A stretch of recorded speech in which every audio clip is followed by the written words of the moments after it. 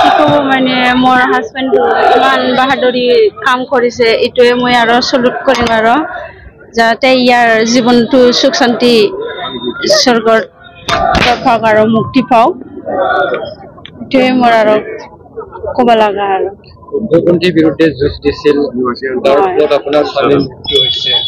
মনটো কেনেকুৱা লাগিছে? তেওঁক হেৰুৱাইছে, তথাপিও তেওঁ গৌৰৱ কৰিহে আনিছে, কেনে লাগিছে?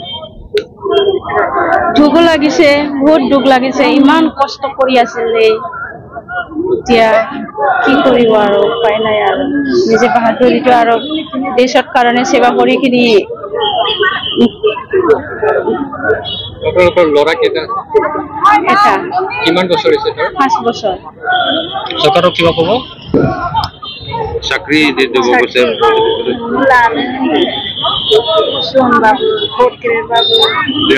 মই একো ক'ব নোৱাৰো আৰু, এইটো পিছত চাম আৰু। এতিয়া এইটো ভাবা নাই আৰু, এতিয়া মোৰ হাজবেণ্ডৰ জীৱনটোৱে ভাবি আছিল আৰু মই এতিয়া।